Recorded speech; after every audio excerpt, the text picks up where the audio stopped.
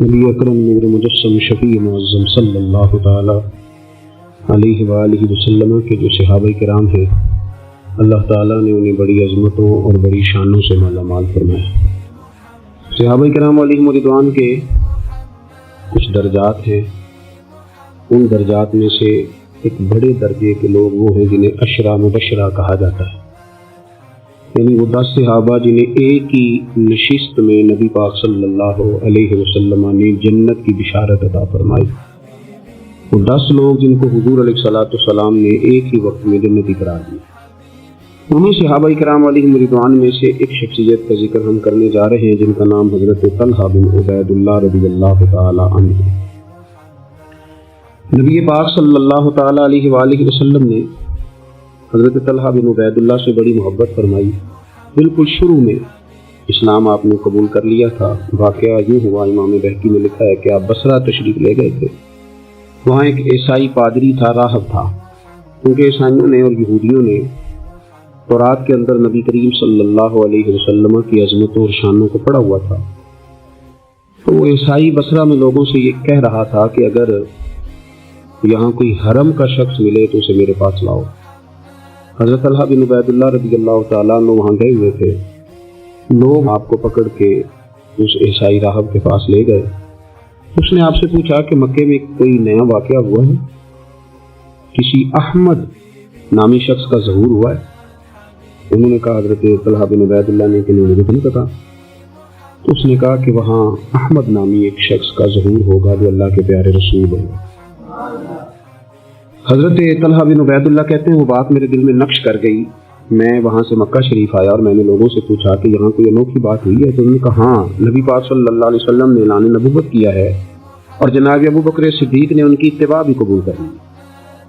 فرماتے ہیں حضرت صدیق اکبر رضی اللہ تعالیٰ عنہ سے میری اچھی شناسائی تھی، میں ان کے پاس گیا، پھر انہوں نے اس والہانہ انداز میں حضور کا ذکر کیا کہ میں نبی کریم کا کلمہ پڑھ کے حضور کا غلام بن گیا۔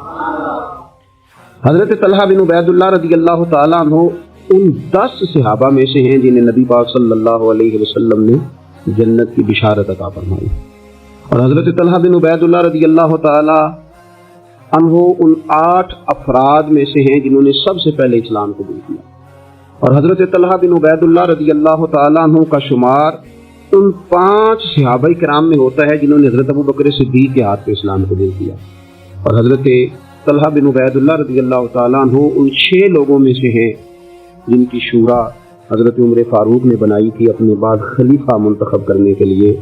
اور حضرت طلحہ بن عبید اللہ کی سب سے بڑی فضیلت یہ ہے کہ آپ ان خوش نصیب لوگوں میں سے ہیں جن سے نبی پاک علیہ السلام اپنے وصال ظاہری تک ہمیشہ راضی ہی رہے۔ اور حضور علیہ الصلوۃ والسلام نے فرمایا جنت میں میرے 2 پڑوسی ہیں،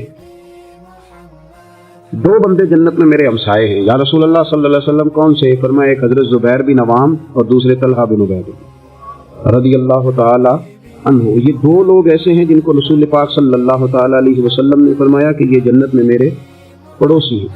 حضرت طلحہ بن عبید اللہ کیونکہ اتنے بڑے آدمی ہیں، اتنی بڑی فضیلت کے آدمی ہیں، تو تھوڑا سا ان کی سیرت کے بعض نقوش پر بھی ہمیں آج غور کرنی ہے۔ حضرت طلحہ بن عبید اللہ رضی اللہ تعالیٰ عنہ کے مزاج میں بہت زیادہ عاجزی۔ اگر کوئی شخص صاحب فضیلت ہوتا ہے نا تو اسے بھی پتہ ہوتا ہے کہ میری یہ فضیلت ہے۔ اگر کوئی عالم ہے، لوگ اسے عالم جانتے ہیں، تو اسے بھی تو پتہ ہوتا ہے نا کہ میرے پاس علم ہے۔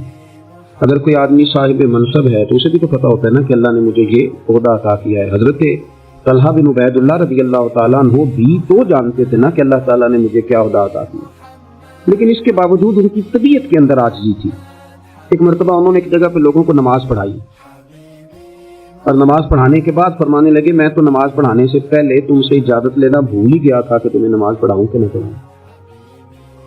لوگوں نے عرض کی حضور ہماری تو یہ بڑی سعادت ہے کہ آپ نے ہماری امامت فرمائی ہے، اس میں اجازت لینے کی کیا بات ہے؟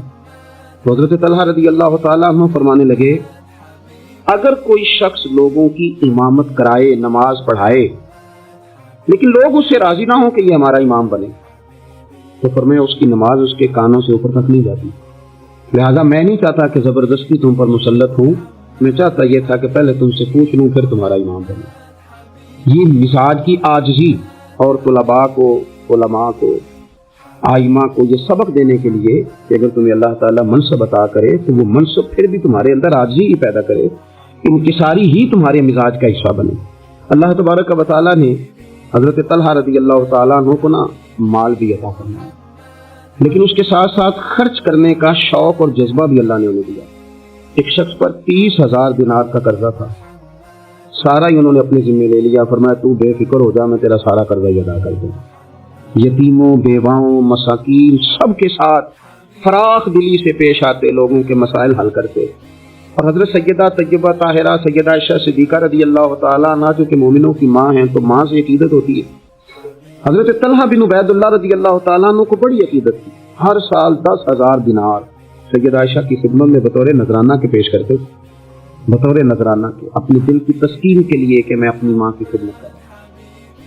और खिदमत खल्क और देने का जज्बा इस तरह का था कि उनकी ज़ौजा इरशाद फरमाती हैं कि एक दिन में ना उन्होंने 1,00,000 दिरहम अल्लाह के रास्ते में खर्च किया।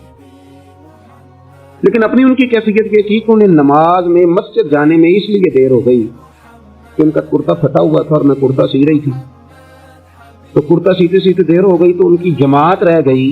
यानी अल्लाह के बंदों पर खर्च कर दिया लेकिन अपने ऊपर उन्होंने खर्च नहीं किया। ये स्टेटस बंदे का उस वक्त बनता है। तो लेकिन बहुत सारे लोगों का मिजाज होता है कि मैं पैसे जमा कर लूँ, पैसे जमा कर लूँ, तो वो भी जमा करते थे, अल्लाह के बंदे भी जमा करते थे, पर दुनिया के बैंकों में नहीं, आखिरत के खजाने में। तो वो आखिरत के खजाने में जमा करने का ये अंदाज था। तो उनकी ज़ौजा फरमाती है कि एक दिन मैंने उन्हें बड़ा परेशान देखा, बड़े परेशान थे। तो मैंने उनसे कहा कि मुझसे कोई गलती हो गई, आप बहुत ज़्यादा परेशान हैं। तो हज़रत तलहा बिन उबैदुल्लाह रज़ी अल्लाह तआला अन्हु फरमाने लगे नहीं, तुमसे कोई गलती नहीं है, असल में ना आज मेरे पास बहुत सारे पैसे जमा हो गए, तुम्हें परेशान हो कि इतनी दौलत के साथ वक्त गुजारेंगे। कितनी बिल्डिंगों पर राजी है मुसलमान, सरमाया आता किसे बुरा लगता है, किस किस तरह लोग पैसा छुपा छुपा के रखते हैं, किस तरह लोग अपनी बेनामी जायदादें बनाते हैं, क्या तरतीब लोग इख्तियार करते हैं माल को किसी तरीके से संभाल के रखा जाए, खर्च ना हो। लेकिन फरमाने लगे मेरे पास पैसे जमा हो गए, परेशान हूं, कहीं रात ही ना गुजर जाए इसी तरह के पैसे पड़े रहे। आप क्या लिए फरमाने लगी क्यों परेशान होते हैं, आप मुझे पता है हुजूर के सहाबी हैं, आपका दिल इतना उजला और इतना साफ है कि ये दौलत आपके दिल में वक्त गुजार सकती नहीं। जहाँ अल्लाह रसूल के डेरे हुआ वहां दौलत कैसे वक्त गुजारे। तो आप इस तरह करें, इसको खर्च कर दें, कुछ भी नहीं होता, बोझ उतर जाएगा। फौरन ही लौंडी को बुलाया और खर्च करना शुरू किया। तो कितने खर्च किए, एक दिन के अंदर उन्होंने 4,00,000 दिनार लोगों पर खर्च कर दिए। पैसे को संभाल के नहीं रखा, जमा करके नहीं रखा। इस तरतीब के साथ उन्होंने अपनी जिंदगी में खर्च किया। फिर दूसरी बात यह थी कि वो अखलाकियात के हवाले से एक बड़ा उम्दा मकाम रखते थे। हजरत सैयदना काब बिन मालिक रज़ी अल्लाह तआला अन्हु का बड़ा मशहूर वाक़या है कि आप ग़ज़वा तबूक में नहीं जा सके थे, तो नबी पाक सल्लल्लाहु तआला अलैहि वसल्लम नाराज़ हो गए और 50 दिन तक रसूल करीम सल्लल्लाहु अलैहि वसल्लम नाराज़ रहे। हजरत काब बिन मालिक रज़ी अल्लाह तआला अन्हु फरमाते हैं कि ज़ाहिर है हुजूर नाराज़ थे तो फिर मुझे लगता था कि सारा मदीना ही नाराज़ है, ज़मीन व आसमान नाराज़ है। फरमाते हैं चूँकि हर शख्स नाराज़ था और मैं बड़ा परेशान था, फिर कई दिनों के बाद अल्लाह तबारक व तआला ने मेरी तौबा कबूल फरमाई और जब उसका ऐलान हुआ ना, तो फरमाते हैं सबसे पहले जिस बंदे ने उठ के मुबारक दी और बड़ी गर्मजोशी से मुझे मिले वो हज़रत तलहा बिन उबैदुल्लाह। वह उन्हें इस बात का शौक हुआ कि देखो अल्लाह ने हमारे इस भाई की तौबा को कबूल कर लिया है, इस पर फजल हो गया है। यानी अगर किसी को कुर्ब इलाही मिले और खुदा की रहमत किसी पर बरसे तो आगे बढ़कर उस बंदे को मुबारकबाद देना, ये भी अच्छे अखलाक की अलामत है। और फिर कुछ लोगों का ये मिजाज होता है कि वो बाहर तो बड़े बाइखलाक होते हैं, बड़े बामुरब्बत होते हैं, लोगों की बड़ी गुड बुक में होते हैं, सोसाइटी उन्हें बड़ा अच्छा कहती है, घर के अंदर उनकी हालत खराब होती है। घर वाले शिकवाई करते हैं कि यार ये बंदा हमसे भी कभी अच्छे मूड में बात करे, ये घर भी आए तो कभी हंसता हुआ आए।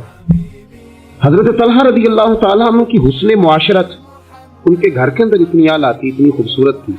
उनके बच्चे, उनकी अहलिया, उनके बहन भाई, उनके माँ बाप, उनके रिश्तेदार उनसे टूट कर प्यार करते। उम्मे अबान उनकी शादी होनी थी, बड़े बड़े मुअज़्ज़ज़ लोगों ने इस खातून को पैगाम भेजा, बड़े एजाज वाली खातून थी, लेकिन वो कहने लगी मुझे तो निकाह हजरत तलहा बिन उबैदुल्लाह से करना है, भाई उनसे आपको क्यों निकाह करना है। तो वो कहने लगी मैं उनके अखलाक के आलिया से वाकफ हूँ, औसाफ हमीदा को जानती हूँ। वो ना घर में आते हैं तो फिर भी हंसते हुए आते हैं, اور میں نے سنا ہے جاتے ہیں تو پھر بھی ہنستے ہوئے جاتے ہیں اور ان سے مانگنا نہیں پڑتا، خود ہی دے دیتے ہیں، اور کبھی مانگ لو تو دینے میں دیری نہیں کرتے، اور فرمانے لگی اگر کوئی کام کر دو تو شکریہ ادا کرتے ہیں، اور کوئی غلطی ہو جائے تو محبوب کے صحابی کی شان یہ ہے کہ فوراً معاف کر دیتے ہیں۔ تو ان اوصاف کا شوہر اگر کسی کو ملے تو پھر اس خاتون کو نکاح کرنے میں دیر نہیں کرنی چاہیے۔ حضرت طلحہ بن عبید اللہ رضی اللہ تعالیٰ عنہ کی بڑی خدمات ہیں، تمام غزوات میں شریک ہوئے سوائے غزوہ بدر کے۔ اس میں بھی بعض محدثین نے لکھا ہے کہ انہیں نبی پاک صلی اللہ تعالیٰ علیہ وسلم نے ایک مہم پہ بھیجا تھا جس کی بنیاد پر وہ نہ جا سکے غزوہ بدر میں، عملی طور پر شریک نہ ہو سکے، لیکن جو غزوہ احد ہے اس کے بارے میں تو حضرت ابوبکر صدیق رضی اللہ تعالیٰ عنہ فرمایا کرتے تھے غزوہ احد کا سارا دن ہی حضرت طلحہ کا ہے۔ نبی پاک صلی اللہ تعالیٰ علیہ وسلم نے نا ڈبل زرہ پہن لی تھی، 2 زرہیں حضور نے پہن لی تھی، تو ایک پہاڑ پر حضور چڑھنے لگے تو کچھ مشقت محسوس ہوئی، قربان جائے۔ حضرت طلحہ نے جلدی سے گردن جھکائی، یا رسول اللہ یہاں رکھیں آپ قدم اور آپ چڑھیں۔ محبوب نے قدم رکھا اور رکھتے ہی فرمایا لو طلحہ تم نے اپنے اوپر جنت واجب کر لی ہے، تم نے اپنے اوپر جنت واجب کر لی۔ اس دن کیونکہ افواہ اڑا دی تھی احد کے دن کفار مکہ نے کہ نبی پاک صلی اللہ تعالیٰ علیہ وسلم کو شہید کر دیا گیا، تو لوگ بکھر گئے تھے، تو جو 12 لوگ نبی پاک علیہ السلام کے ساتھ رہ گئے ان میں حضرت طلحہ بن عبید اللہ، جو تیر بھی حضور کی طرف آتا تھا نا وہ اپنا ہاتھ آگے کر دیتے، ان کا ایک ہاتھ شل ہو گیا سارا۔ ان کے وجود پر احد کے دن حضور کو بچاتے ہوئے 70 زخم لگے، تیروں کے، تلواروں کے، نیزوں کے 70 زخم لگے۔ سجنا جان امانت تیری تو جدو منگ سے میں پیش کرے ساں، 70 زخم لگے۔ حضرت صدیق اکبر رضی اللہ تعالیٰ عنہ فرماتے ہیں جب ہم حضور کی خدمت میں حاضر ہوئے تو نبی پاک صلی اللہ علیہ وسلم نے فرمایا پہلے طلحہ بن عبید اللہ کو دیکھو۔ کہتے ہیں جب ہم حضور کی خدمت کر کے ان کے پاس گئے تو وہ بے ہوش تھے، زخموں کی شدت کے سبب بے ہوش تھے، میں نے ان کے منہ پہ پانی چھڑکا۔ فرماتے ہیں ان کی آنکھ کھلی تو پہلا سوال انہوں نے یہ پوچھا کہ بتاؤ میرے نبی کریم کا کیا حال ہے، رسول کریم صلی اللہ تعالیٰ علیہ وسلم کی طبیعت کیسی ہے، حضور کے بارے میں بتاؤ۔ کہتے ہیں ہم نے کہا الحمدللہ حضور ٹھیک ہے، اللہ کے فضل اور احسان میں ہے، اللہ تعالیٰ نے انہیں محفوظ رکھا ہے۔ تو کہتے ہیں وہ کہنے لگے اگر محبوب ٹھیک ہے نا تو پھر کوئی مصیبت ہی مصیبت نہیں ہے، پھر ساری مصیبتیں آسان ہیں۔ حضرت طلحہ بن عبید اللہ رضی اللہ تعالیٰ عنہ کو اللہ تبارک و تعالیٰ نے شانوں والی زندگی عطا فرمائی، عزتوں والا مقام عطا کیا، اور اللہ تعالیٰ نے انہیں شہادت کی موت عطا فرمائی۔ حضرت طلحہ بن عبید اللہ رضی اللہ تعالیٰ عنہ شہید ہو گئے، لیکن کمال دیکھیے کہ صاحب اسد الغابہ نے لکھا ہے، یہ کمال دیکھیے، کون کہتا ہے ولی مر گئے قید سے چھوٹے اپنے گھر گئے، وارث شاہ کدو مردے جنہ کیتیاں نیک کمائیاں۔ حضرت طلحہ بن عبید اللہ رضی اللہ تعالیٰ عنہ کو جہاں دفن کیا گیا نا وہ زمین نشیبی تھی، نچلی تھی، تو اکثر وہاں پانی آ جاتا تھا۔ تو آپ نے وصال کے بعد تقریباً 30 سال کے بعد ایک شخص کو بار بار خواب میں آ کے کہا کہ مجھے یہاں سے نکالو، مجھے یہاں سے نکالو، وصال کے بعد۔ بلے شاہ ایسا نہیں مرنا، یہ تو مر گیا ہی کوئی اور، نکالو۔ اس شخص نے پھر حضرت سیدنا عبداللہ ابن عباس رضی اللہ تعالیٰ عنہ کو خواب سنایا۔